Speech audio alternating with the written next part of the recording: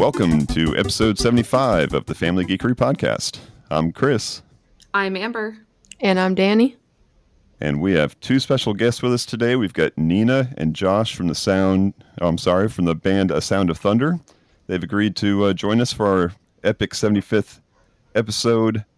Welcome, Nina and Josh. Hello. Thank you for having us. Yeah, thanks. So A Sound of Thunder is a metal band that will get into a little bit of their history and some of their milestones that they've done over the years. Quick little background.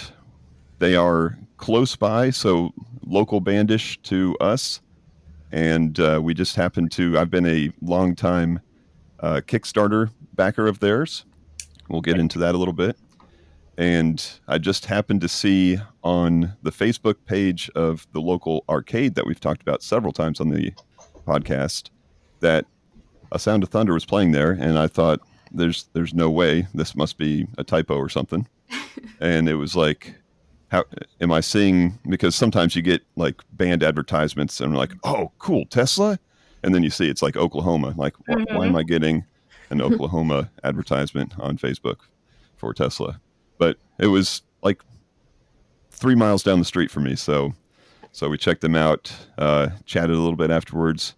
They agreed to do this. So here we are. So that's how we're here today.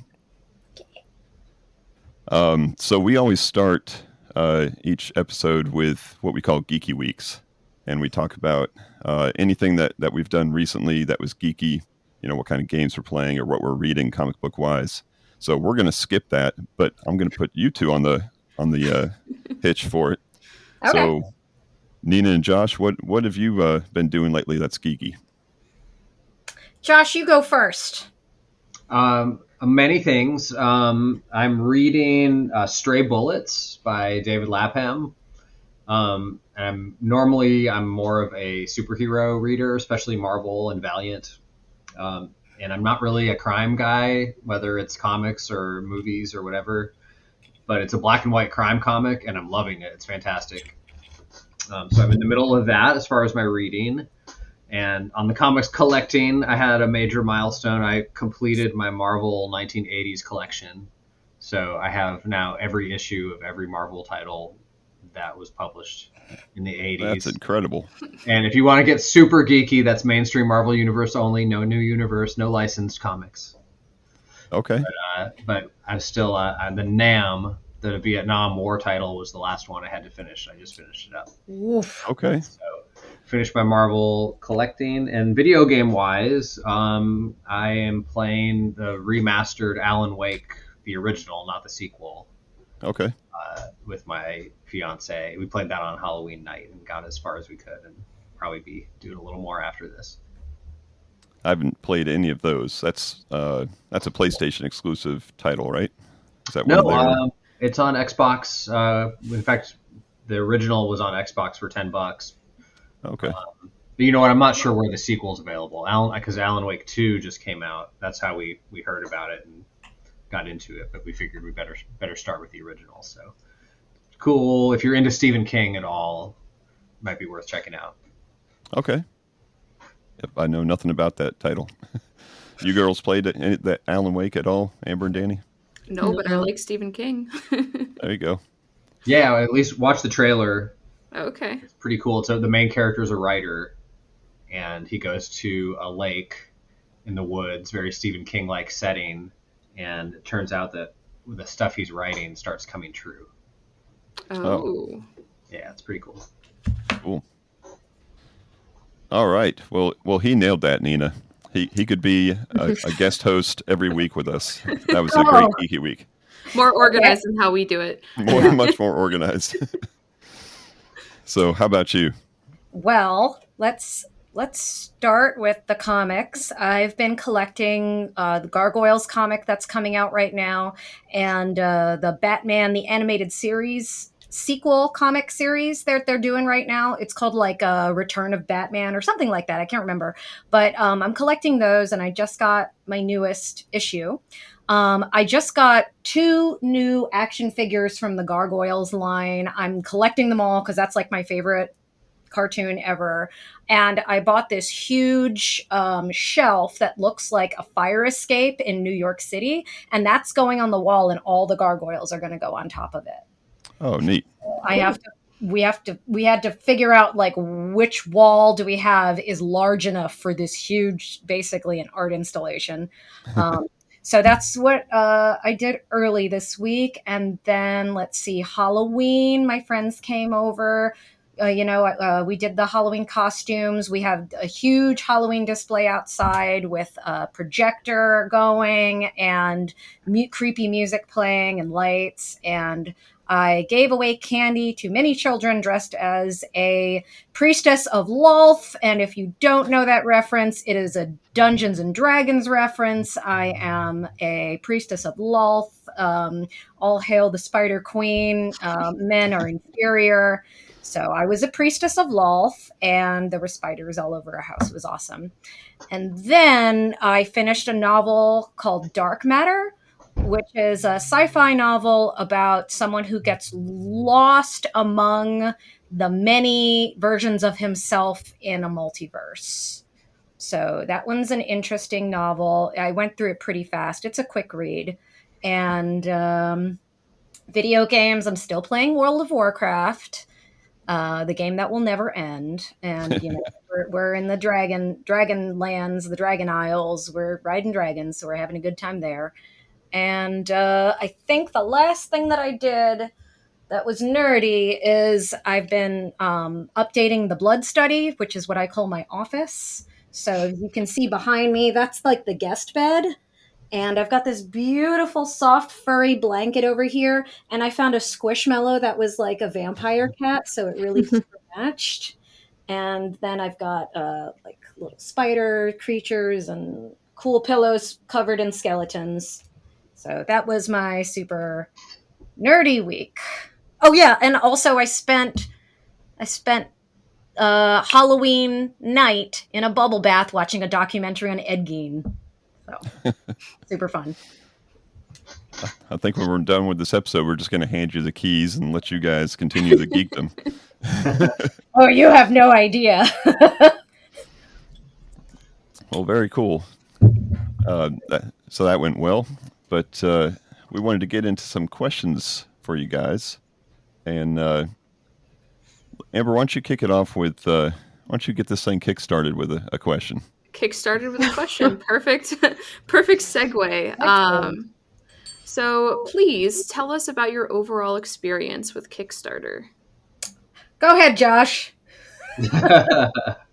Well, it's been great. We started doing Kickstarter in 2012 for our third record, because our second record was our first record that we did on a record label, and it was not a great experience,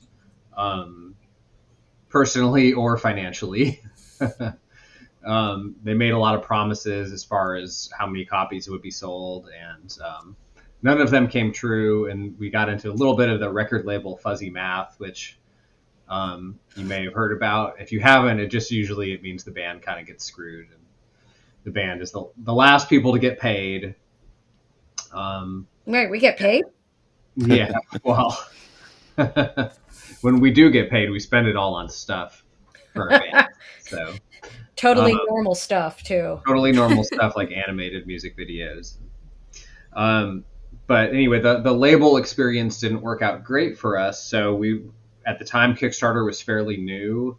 I think Kickstarter's maybe not even 15 years old yet. So at the time we were doing our first Kickstarter, it was only a couple of years old. Oh yeah, Kickstarter was just starting to get big, because South Park didn't do their Kickstarter episode until like years after our first few campaigns. Yeah. So we were up in there early. So we took what little fan base we had from our first two records, playing some local shows and having that one record out on a record label. And we said, all right, we want to keep going. We want to do our third record fan funded via Kickstarter. And that first campaign was a real struggle, but we made it happen. We got the record done. We did some cool rewards for our backers on that release, and a really nice box set. And that's super loud. Sorry.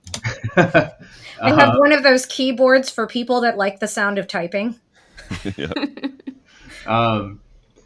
Anyway, our fans loved it. I think we over delivered, and then that just kind of became our MO on Kickstarter, was to try and over deliver and put everything we get back into it, and make not only the best music we can, but try and make the physical albums and the merch like as cool as possible.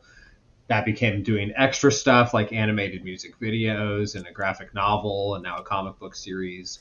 And so, nobody's gotten rich off of it, but it's allowed us to grow, expand our horizons and try different things and pretty much, fund whatever we wanted to do at this point. So it's been great.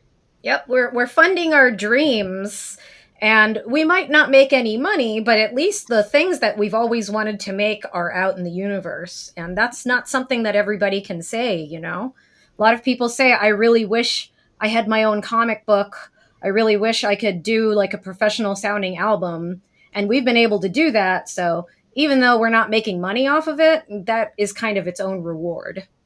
I think we're doing something that bands don't normally make money on anyway, because most bands don't make money on their records. They make more money on tour and on T-shirts and stuff now. Mm-hmm, that's true. And we started our band later in life, so we've never really been able to tour extensively. But the upshot of it, though, is that we've done way more records than most bands. We've been around for 13 years, and we've done 9 albums. So we've actually done a lot more recording than most bands would have been able to do. Yeah, you can tell we're not doing this for the money because we've been doing the same thing for so long. Yeah. And also we're doing highly nerdy, kind of outdated traditional heavy metal and power metal at a time when that's not like a cool niche to really be doing. But I think people like that about us because they know that the only reason we write this music is because we actually enjoy writing it. So I think people can feel that. They know when the product is personal, I think. Yeah, and I think that's part of the Kickstarter success too. We go, look, if we were all musicians that had to put food on the table with our music careers, we would have to make different decisions. But if you guys like these decisions that we're making, which are purely creative, following just our passions and not making any decisions based on having to make a living on it, and we can be this weird, quirky band that does exactly what we want, and you want to get in on that and help us keep going, all aboard. And that's resonated with people, I think. Choo-choo. That's cool. Anytime your hobby can come close to paying for itself, then that's a win-win. Yeah, most people waste a lot of money on hobbies. At least ours is breaking even, kind of. Right. Yeah. Not a cheap hobby. It costs us about $30,000 to make a record. So I mean, it's not cheap, but some people spend $10,000 on yarn that they never knit with. So just there. Guilty. I've recorded probably 6 or 7 albums over the last 20, 30 years. Anywhere ranging from self-funded, the 4 people in the band, budgeting $1,000 but ending up spending like $1,300 just for studio time. Yeah. All the way up to, like you said, I think my last project was like $30,000, but it was bankrolled by Guitar's rich dad. Nice. So. When you can get a rich band member or the rich child of someone that is a band member, man. Yeah. I wish we could find one of those. When he asked me to write the album and get his son ready for a music career, I said, okay, but I don't want to make a single penny and I don't want to spend a single penny, but I'll write the music because I want it to sound good. I want the music that's in my head. Oh my gosh, why didn't you ask for money? Well, he was a rich dad bankrolling his lazy son. Why did you not ask for money? There's reasons why I can't accept money from people, but that's outside the scope of this podcast. Okay, all right, that's fair. But yeah, so I understand that. So you're a ghost. We get it. Accept money. But yeah, very cool. I will echo you as a customer and say I've been somewhat confused by how you're able to deliver the amount that you deliver, like the quality of your physical products, the amount of your physical products, and the price. I mean, of what you're getting is just crazy. I've backed a lot of things on Kickstarter, and some of it you back it just because you believe in it and you're willing to spend a little bit more to get to get something that you think this person deserves Mhm. to get out in the world. And but with you guys, it's like, are you kidding me? Yeah, I'm going to spend that much to get that. Thank That's you. awesome. You can see I've got some of your comics right Oh back yeah, there. Yeah. Um, that out. especially the Dazzler homage, because Amber is a huge I Dazzler love fan. Dazzler. She's the best. Yes. That was Josh's idea. I think you've almost completed your Dazzler collection, right? Yeah, kind of gave up because it got really hard to find the last few, but Are you trying to find them in person? yeah. Yeah, that's how I prefer to do it. It's so much more fun when you pull that last one out of a bin somewhere. Yeah, because, like, I could just go on eBay, get them all. I don't want to, though. Aw, I love it. I was doing that for a while, and I collected all of the Booster Gold issues. And once I collected them all, I was like, I'm done. I'm never doing this again. Number one, too much money. Number two, where the hell am I going to put all these long boxes? Yeah, you have a room full of long boxes. I'm not doing that. So that's a good segue to Danielle's question. So my question is, how did you decide to integrate comic books into your music / Kickstarter rewards? Well, comic books have been something that have brought us together from the very, very beginning. I think it was like the first ever rehearsal where I was officially a part of A Sound of Thunder. Josh wouldn't let me through the door. He said, I'm not going to let you through the door unless you answer one question. Cat Beast, yes or no? And I was like, Cat Beast? Oh, Cat Beast, no! And he let me in.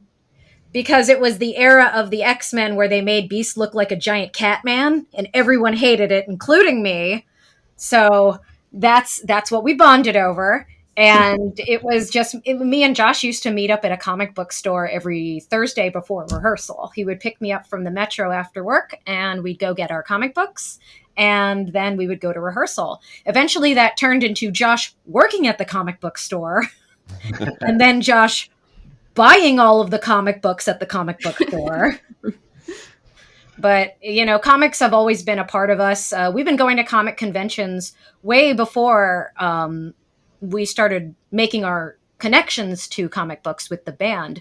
But the very first comic convention me and Josh went to together, he went up to Valiant and was like, hey, check it out, Nina. I'm going to ask Valiant if it's cool for us to write an album about one of their characters. I bet you they're going to say no, but I'm going to ask. And he goes up and they said yes. And then he realized, oh my God, I could actually just go up to people and ask them for things and have conversations. And that led to this entire, relationship that we've had with Valiant Comics that went for a long time. It was all because Josh just wanted to ask for this ridiculous thing, and they actually said yes. It's kind of funny. Shadow Man? The Shadow Man record. Over the years, a lot of people have come up to us and been like, oh my God, how did you get Valiant to let you do a Shadow Man record? And I go, I asked them. So I tell people that story now when just about like making stuff happen in their lives or following your dreams. It's like, it can't hurt to ask. Yeah. They didn't give me any pushback. They were just immediately like, yeah, that sounds cool. They took our CD, took it back with them after the convention, and a couple of weeks later, the head of their licensing department called us, and like, it was a go from the beginning. But I will say that one of the things that helped that situation was the fact that we had already made our third album. Yeah, we gave them the third album. Right. So we gave them the third album, which sounded professional and was already kind of spooky in its own right. So because we were able to already be at a level where they could hear the professionalism, they were like, oh, these guys are going to be easy to work with. That definitely helped. So it's not just, asking to get something. It's also having the ability to back it up, Yeah, we kind of created our own luck there, I think. Exactly.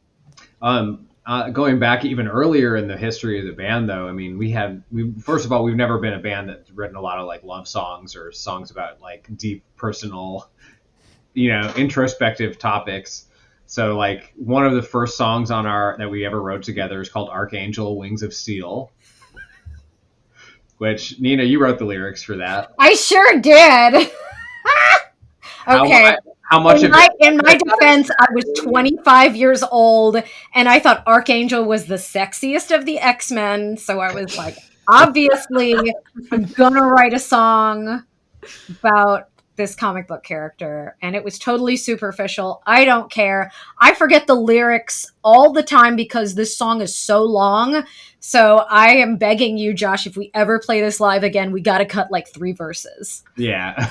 So long. That was on our first EP. And even before that, we had a demo, a song we never finished called This Man, This Monster, about the issue of Fantastic Four, the Lee Kirby issue about the Thing. So it's kind of, and My Name is Doom is on our first record about Dr. Doom. So it's kind of always been in the mix from the very beginning because it's a big part of both of our lives and inspiration for us, That's really cool. Nina's in a bright red room and I'm in a bright blue room. I think we both like to live our lives with color and imagination and. I didn't even think of that. It's like you're the good guy and I'm the bad guy. I am the good guy. I'm in the villain room. So going back to Kickstarter real quick, I'm curious if there's what would have happened if your first Kickstarter didn't work out? Like, was there a backup plan? No. We probably would have had to just pool our money as a band, which I'm not sure would have happened, honestly. Well, we did that once. What Josh did was he actually planned the amount for the Kickstarter based on what we could each afford to kick in, because his theory was this: even if we don't make the ultimate goal, if we kick in some of our own money to make it look like we reached the goal, that will show that we had a successful campaign. And that means that the next time we want to do a Kickstarter, people will be like, oh, they had a successful campaign last time, so I can expect that they will fulfill their next Kickstarter. So it was like, even if we lose money, in the end, we're going to gain this notoriety and this fan base. And it worked. Yeah, it was actually a really smart way of doing it. We did actually hit our goal on the first campaign. The goal was $8,000, I think. Yeah. And we were getting towards the end. I was concerned we were going to not make it. And with Kickstarter, if you don't hit the goal, you don't get any of the money and the project fails. Mm-hmm. So we put in $1,000 of our own money towards the end of the campaign to make sure we were going to hit the goal. Mm-hmm. But then on the $8,000 goal, we ended up raising over $9,000 at the end anyway. So we did actually hit the goal, like, honestly, from just our fans. And I think we over-delivered on that campaign, made people happy. And somehow the crazy part was then we went to do our 4th album, our very next Kickstarter campaign, it raised $23,000. Oh, wow. Wow. That was the beginning of the ramp up and building our audience on Kickstarter. And just really realizing that we can fund all these crazy ideas and all this music and all these projects completely independently, just solely on fan power. And it's been great since then. That's awesome. So knowing that success and stuff, Amber, you got another question here? Yeah. What's the coolest part of your Kickstarter success? Like, has anything really cool happened? that would have not happened if it weren't for Kickstarter or anything that you can think of? Definitely the music videos. Like, there's no way that I would be a cartoon if it wasn't for this band and these Kickstarters. Like, that is a dream it's what I've always wanted. So that I can accomplish that through this band, yeah. For me, it's the quantity of music. Like, I think we would have continued because we all really love making music, but a normal band makes an album once every 2 to 3 years now. And we went on a streak where we made an album every year, and we had EPs in between. So we've done like 9 records, but they're long records. So we really got to do like a whole career's worth of music already because of Kickstarter. And then the other part of it is I think all of the comic book stuff is because of Kickstarter. In other words, It Was Metal graphic novel that we did, and most of the variant exclusives we did with Valiant, and the Queen of Hell comic book series that we're working on now, none of that would have been possible without Kickstarter. That's awesome. No record label would have let you done a comic book, maybe. Absolutely not. They wouldn't give us money. Because you see, like, you guys are familiar with comics, so you probably have seen a bunch of graphic novels based on really, really huge bands, like Anthrax, and I don't know if Metallica has one yet, but King Diamond. Alice Cooper, right? And their quality, I don't want to put anybody down, but you'll notice that those graphic novels, they're not made by people who are at the tip top of the industry. You know, they're kind of made on a budget. So even for those huge bands to do a graphic novel, they have to kind of keep the costs down. And so for us, I'm real confident our Queen of Hell series is going to be just as good, if not a lot better, than most of those graphic novels.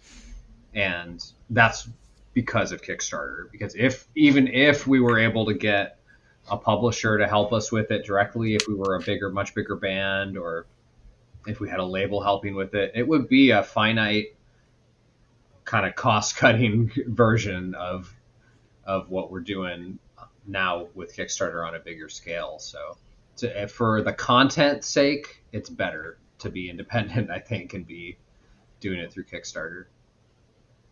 Yeah, it's really cool. I read a book several years ago, and I don't know exactly what the title was. It was something like The Rise and Fall of the Music Industry.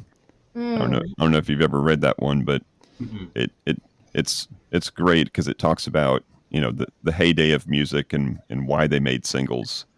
And they would make one good song in the 70s, 60s, and 70s, and then put 10 bad ones on there.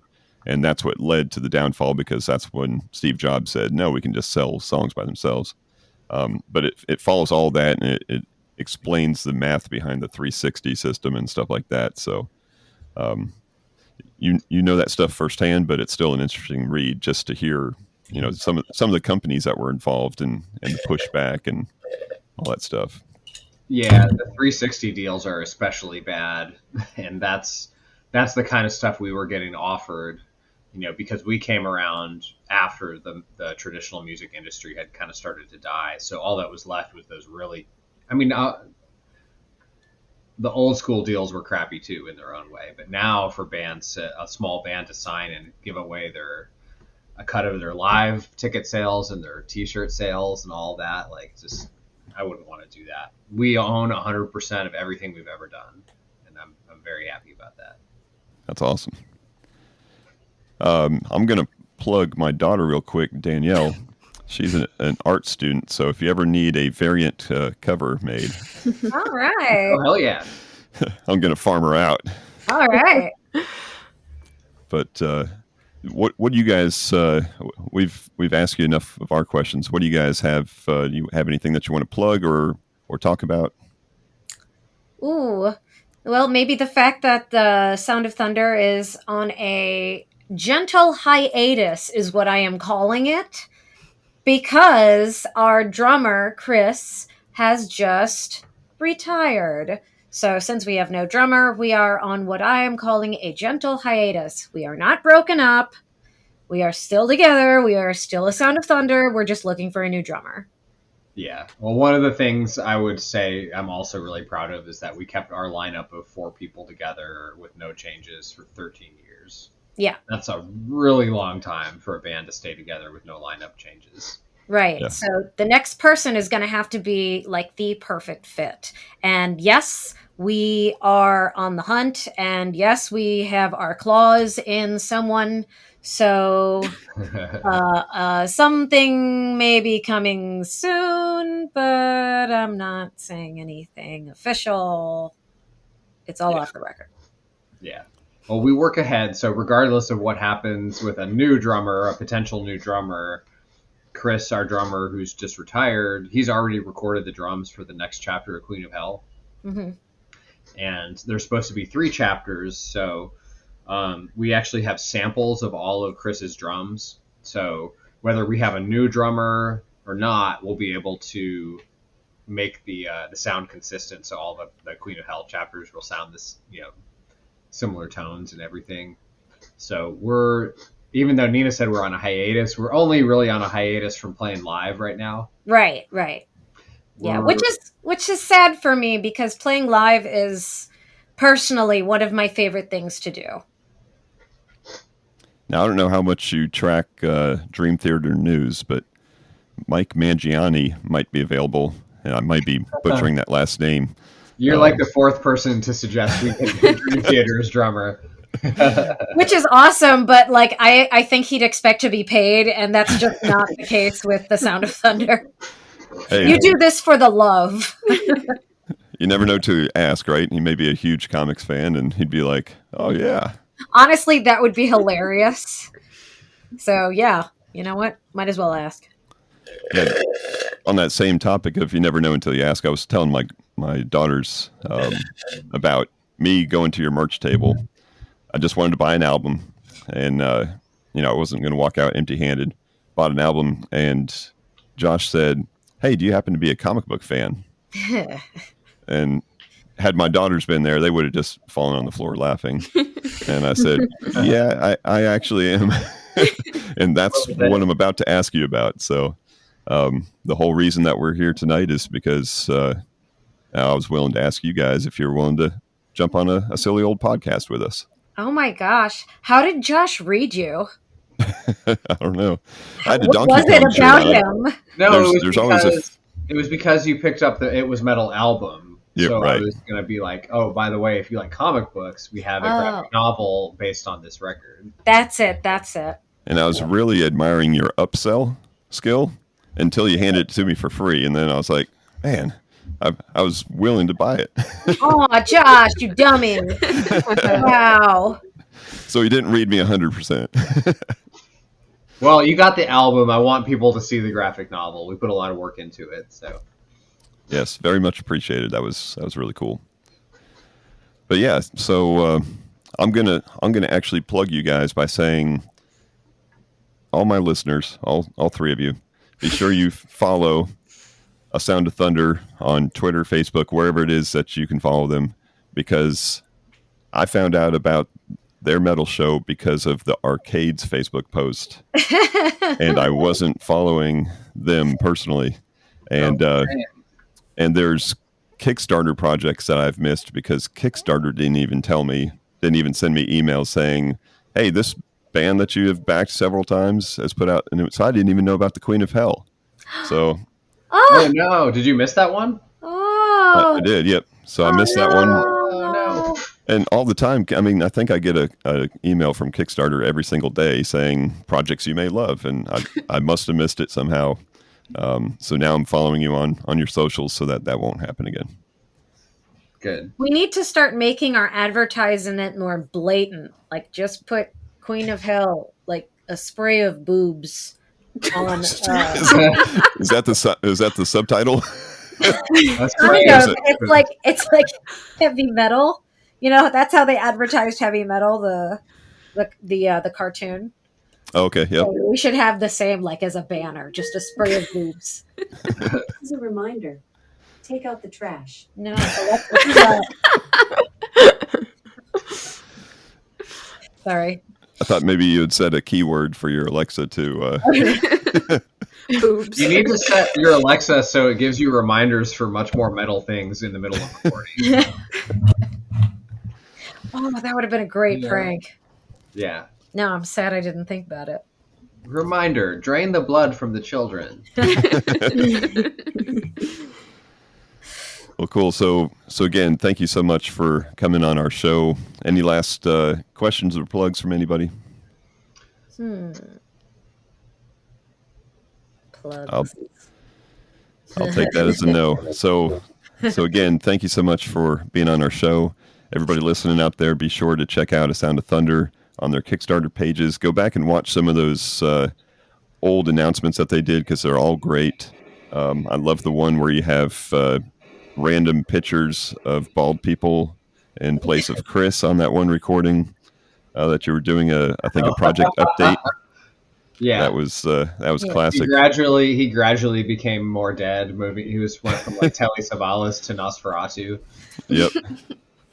So check those out. Check out their music. Check out their YouTube channel. Go pick up some of their stuff. Because it's all great. Thank you. Thank you. So thank you again for joining us. I'm going to say goodbye to our audience by saying thank you as always for listening and watching in this case on this episode. And until next time, peace out out and geek out. Oh, that's so cute. It's never synchronized. I blame the internet. That is adorable. Thank you for listening to the Family Geekery podcast. For more information, visit www.familygeekery.com. Don't forget to subscribe at your favorite podcast provider. And until next time, peace out and geek out.